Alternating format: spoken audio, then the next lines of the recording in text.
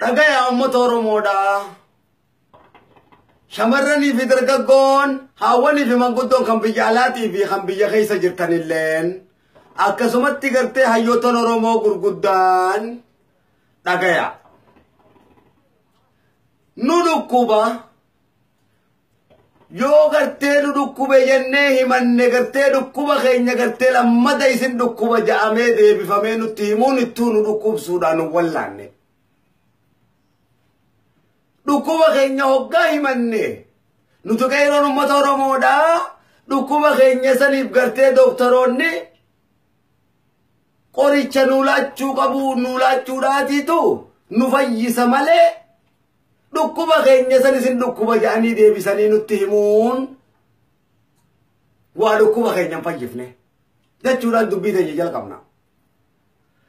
Duuba gabaabdutti wanni barbaannu gartee qabsoota nuutu lubbuutti wareegee ilmaan Oromootii fi gartee xiqqarraa hamma guddatti lubbuutti wareeganii fincila diddaa gabrummaadhaa tokkummaadhaan uummanni Oromoodhaa qeeroo isaatti wajji gaggeesse. Kanarratti gartee dhiirti meeqas kufteetis kuffiftee jirti. Hanqinni nuti qabnu hanqina qawweedhaati. Guutumaa guututti gartee mana hidhaatis gartee hayyoottaniis gartee gubuudhaaf wayyaanuma kana nurratti gaggeesse. Waa meeqan garaa keenya nu madeessanii jirani. Bakka jirtanitti nu dhagaya. Nuti obboleeyyan keessani. Duuba gartee wanni hayyoottan irraa barbaannu. Jawaaris gartee obboleessa qabnu irraa tokko. Gara sunis kan qabnu irraa tokko obbo Maraaraanis hayyoottan qabnu irraa tokko gartee hundummaanuu obboleeyyan keenyaa jechuudha. Toronto TV'nis OMN'nis Oromo TV'nis takkaa fi takka gartee amaarri gartee qawweedhaan ka'eeti jira. Isaan gartee ejjennoo fudhatanii fi waraana isaanitti galuutu dubbatamaa jira.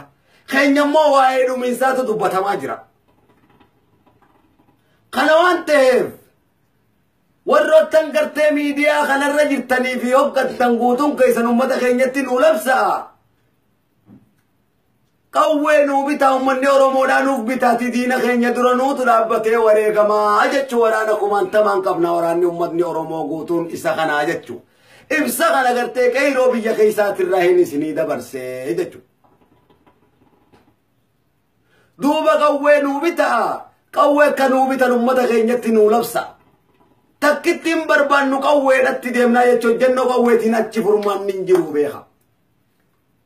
Haasawaa ooluun ni gaya. Dubbachaa ooluun bu'aa takkan qabdu dubbiin baay'attee lafarratti hin fidhani. Haasawame gara hojiitti jijjiirraa jechuudha. Gara hojiitti yoo diina keenyaan firraa lolla qawwee nuu bitaa gara qawweedhaan nuu labsaadhaa jechuun maqaa keessan kabajamaadhaan isin gaafannaa galatooma maqaa uummata Oromoo kabajamaadhaan maqaa keessan kabajamaadhaan maqaa qeeroo tokkummaadhaatiin galatooma.